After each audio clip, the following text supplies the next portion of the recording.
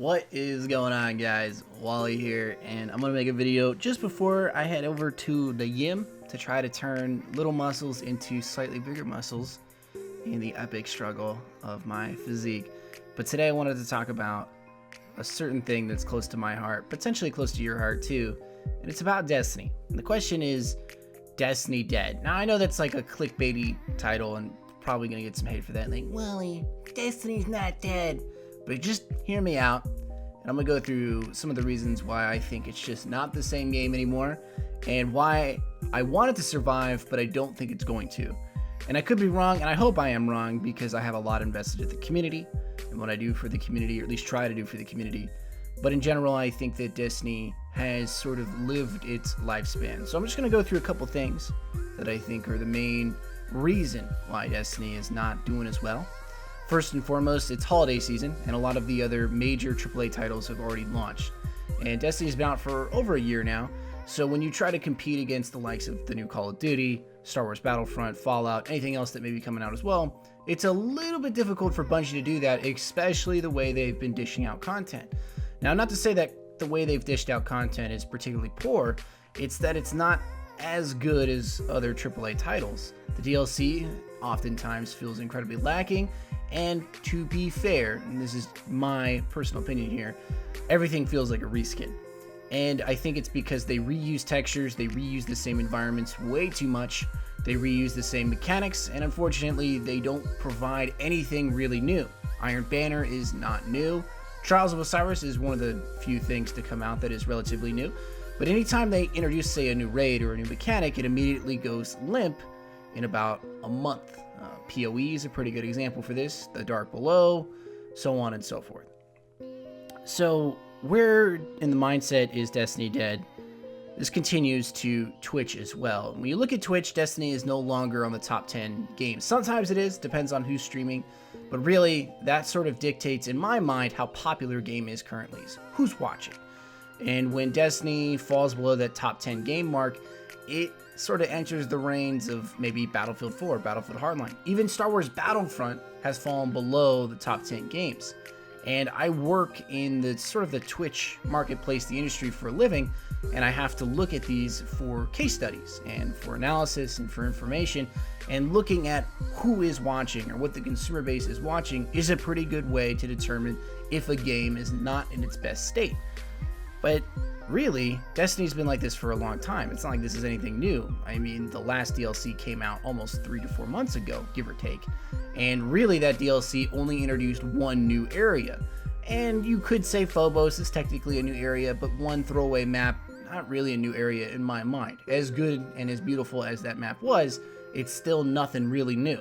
And I think that's the biggest problem with Destiny, is the fact that when DLC gets launched, DLC goes stale in relatively a month. There's no longevity with anything that you play, especially if you're a hardcore player or a hardcore MMO player that's looking for something on the consoles. This game is not WoW, and unfortunately it gets attributed to WoW way too much, and potentially for its own undoing. Now, a lot of people in the community like to attribute it to WoW. I do it, Patrick Casey does it, because we look for so much inspiration from World of Warcraft, a great MMO that has really stood the test of time in terms of longevity for the player base. And we want to take certain things, cherry pick, if you will, certain things out of World of Warcraft and apply it to Destiny. Unfortunately, new information has recently come out in the past month that the game engine is terrible. Now, I don't exactly know if this is true. This is from Kotaku, and they're not necessarily known for their straightforward 100% truthfulness, but it does stand to reason that the reason we haven't really seen anything really new is because the game engine doesn't allow for things to be added on so quickly. And that is a really big problem, especially when you're trying to compete against AAA titles.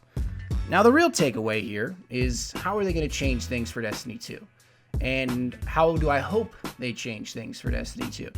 So my personal hope here, and I'm probably going to get a lot of flack for this, but they need to drop the last generation. And if you're still playing the last gen, and you think that it's somehow viable that the generations can continue with 8-year-old hardware, then that's fine. That's your opinion, your prerogative, and I'm not against you particularly. I'm just against the console you play on currently.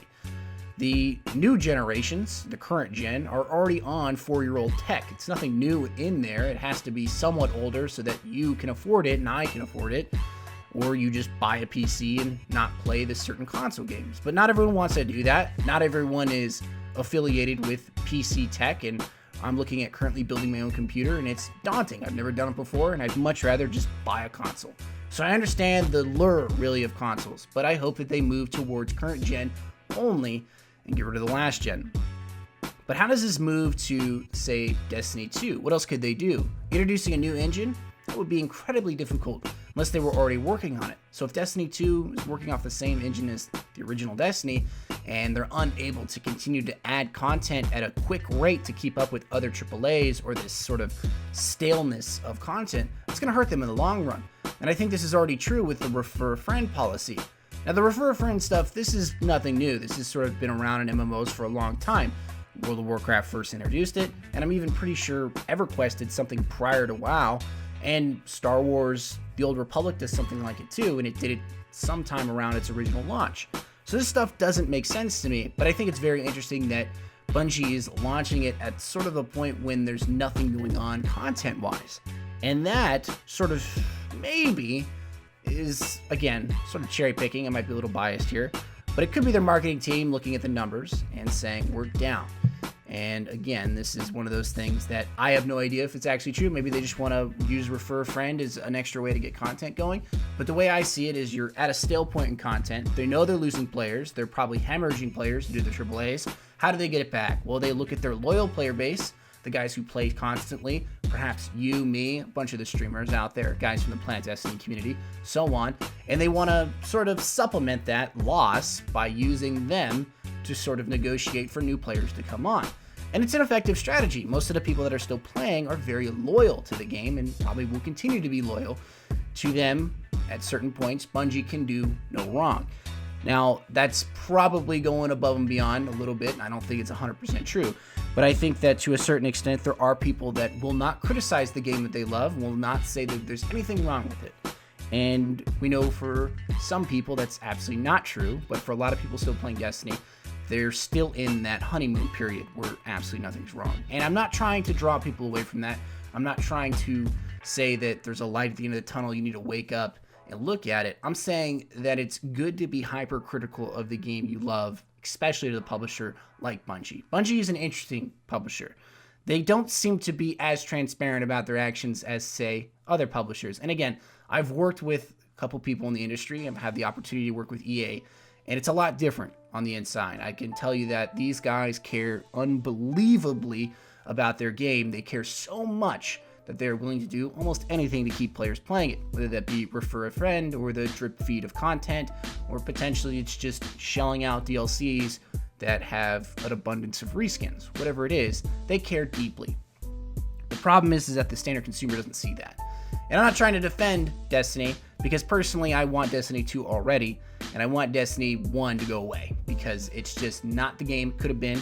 It's not the game that I want it to be currently, but I hope it has some potential for the future. That's why you haven't seen me play too much Destiny, that I've been working, but I just don't want to get on and play the game that I've been playing for the past year now that hasn't changed. We're still on Venus, we're still on Earth, we're still on Mars, we're still in all these locations. Nothing is new. There's nothing new, and that is the biggest problem for me. I was watching a stream the other day, and I was like, damn, like, I was watching Patrick play, and I was like, yeah, this looks really fun. And I was like, yeah, he's playing Trials right now. This actually looks really enjoyable. And then I really looked at it, and I was like, wait a minute. Like, I would get on for like 30 minutes, pick up the same bounties, go to the same patrol locations, play the same PvP maps on the same terrible peer-to-peer servers, and it just wouldn't be enjoyable. And I think that's like the roughest thing for me to say, really, because I love the game, and I've loved the community, and I want to continue working with the community, even at this lower rate of video content and sort of streaming content that I'm currently doing. But I still want to work with the community as much as possible. And if I'm not working directly with the community in terms of being in video content, I want to help them with the company I'm working with, or with the industry contacts, whatever, right? I want to be able to help people. But it's unfortunate when the game is just not where it could be, and it really hasn't met those expectations. I'm not sure Taken King did a lot for people. I don't know if it met that $40 price tag, because I still think about it all the time. I'm not sure if it was worth it. to buy that for 40 bucks. Maybe it was, but again, if you bought the collector's edition, which was something I'm probably never going to do again because I caught up on the hype train, you spent 80 bucks on something that you could beat in 4 hours, and that's unfortunate. So that's kind of where I stand right now. I love Destiny. I will come back during DLCs for sure, but I hope that they make a really important and really positive change for the future, hopefully for Destiny 2. So whatever you guys think, I'm curious to know what you guys think. Please post in the comments. If you disagree, that's completely cool. I'm looking for any kind of opinion. If you agree, let me know. You guys are awesome. I'm going to continue working on videos, and I'm going to try to push out lore videos sometime next week. I got to work on the Daughters of Oryx. It's on my list of things to do, so hopefully I get around to doing it. I think I will. I've already started a piece of it, so it's just kind of picking up the time to get it done. But that has been my opinion. Is Destiny dead? Maybe. Feels dead. But I'm curious to know what you guys think. I hope you guys have a great day, and I will see you guys all later. Peace.